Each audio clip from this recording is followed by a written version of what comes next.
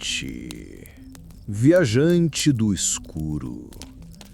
Aqui é Jonas Meia Face, metade vivo, metade lembrança. Hoje a brasa tá forte, o silêncio pesado, e o sertão parece escutar com atenção.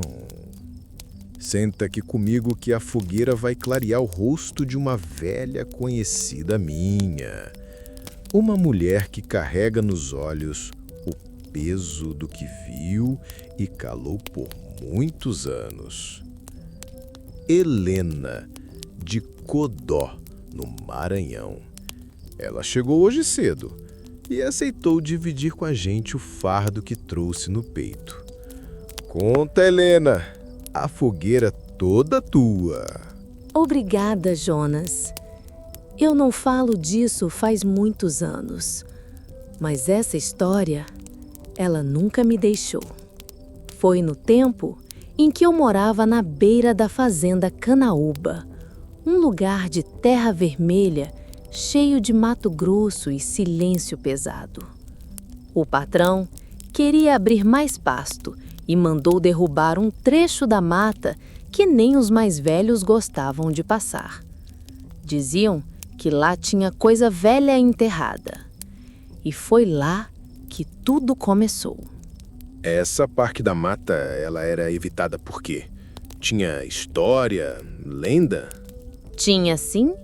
Diziam que ali enterraram um homem ruim, daqueles que nem a terra quer engolir.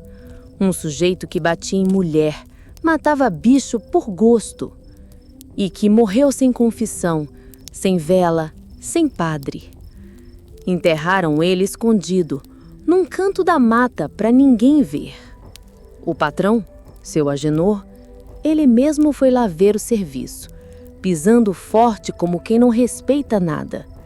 E foi no meio do mato cortado que ele pisou em falso. E cravou a perna num osso que saía da terra. Era branco, pontudo, parecia uma lança do chão. Ele xingou, puxou o pé, limpou com cachaça e seguiu o dia. Mas naquela noite, as coisas começaram a mudar. Foi rápido assim, Helena? Já na mesma noite? Foi rápido demais. Ele sentiu febre. Depois veio a sede.